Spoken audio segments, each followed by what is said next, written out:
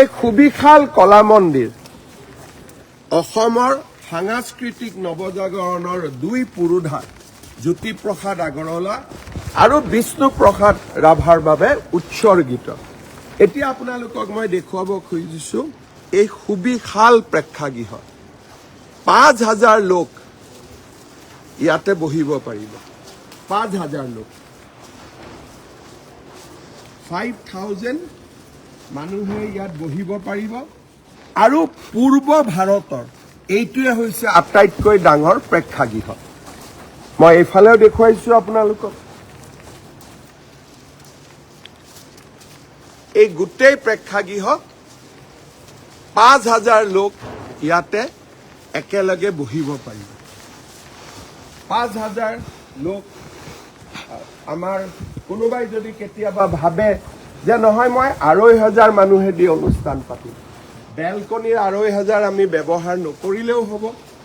এতিয়া মই আপোনালোকক মঞ্চৰ ওপৰলৈকে লৈ যাম যাতে আপোনালোকে গোটেই প্ৰেক্ষাগৃহ বা কলা মন্দিৰটোৰ এটা ফিলিংছ পাব পাৰে। ষ্টেজ লাইট অন, অডিটৰিয়ামৰ লাইট আপোনালোকে জ্বলাই দিয়ক অলপ দেৰি কাৰণে। এতিয়া আপোনালোকে এই স্থানৰ পৰা আৰু এবাৰ অডিটৰিয়ামটো চাওক।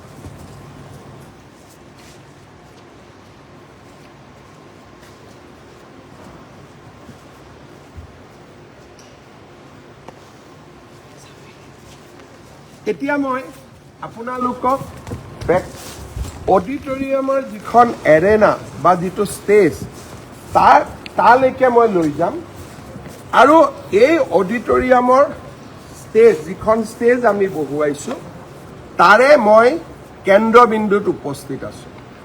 ইয়াৰ পৰা এক্সট্ৰিম ৰাইটত লাষ্টত যি আসন আছে তেওঁলোকেও মোক দেখা পাই থাকিব আৰু এক্সট্ৰিম ৰাইটত যি আছে তেওঁলোকেও মোক দেখা পাই থাকিব। এতিয়া ইয়াত থকা অত্যাধুনিক লাইটিং আৰু সাউণ্ড সিস্টেমৰ বিষয়ে মই আপোনালোকক ক'ব খুজিছোঁ। ইয়াতে 1,00,000 ৱাট, আপোনালোকক আকৌ এবাৰ কৈছোঁ 1,00,000 ৱাট প্ৰফেশ্যনেল সাউণ্ড সিস্টেম থাকিব। তাৰমানে এই প্ৰেক্ষাগৃহত আপোনালোকে বিভিন্ন ধৰণৰ সাউণ্ডৰ এক্সপিৰিয়েঞ্চ ল'ব পাৰিব।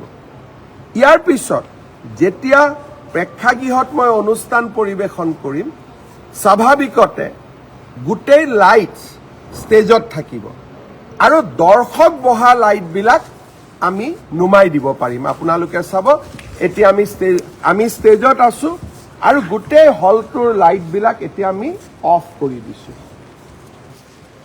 এতিয়া আপোনালোকে চাওক গোটেই হলটোৰ লাইট বন্ধ, কিন্তু ষ্টেজত অনুষ্ঠান পৰিৱেশন হ'ব আৰু এই ষ্টেজত মই যেনেকৈ ইয়াত থিয় হৈ আছোঁ সংগীত শিল্পী বা বিভিন্নজনে ইয়াত পৰিৱেশন কৰিব আৰু সকলোৱে মোক নিশ্চিতভাৱে চাই থাকিব পাৰিব। সকলোৱে মোক চাই থাকিব পাৰিব আৰু যিটো বাদ্যযন্ত্ৰ বা মিউজিক বা গীত সংগীত নাটক আমি ইয়াত পৰিৱেশন কৰিম তাৰ এক্সপিৰিয়েঞ্চ আমি ল'ব পাৰিম। যি মুহূৰ্ততে অনুষ্ঠান সামৰণি পৰিব আমি অডিটৰিয়ামৰ লাইটছ আকৌ আমি জ্বলাই দিম।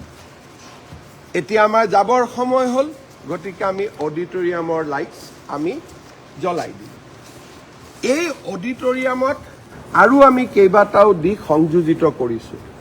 আমাৰ এটা সৰু ইয়াত কনভেনশ্যন চেণ্টাৰ থাকিব যাতে 50ৰ পৰা 100জন লোকে প্ৰগ্ৰেম এটা কৰাৰ আগতে তাৰ ৰিহাৰ্চেল কৰিব পাৰিব, আখৰা কৰিব পাৰিব আৰু বিভিন্ন ধৰণৰ মিউজিকেল বা আমাৰ যিমান ধৰণৰ আলাপ আলোচনা কৰিবলগীয়া আছে সেই কনভেনশ্যন চেণ্টাৰত বহি আলাপ আলোচনা কৰিব।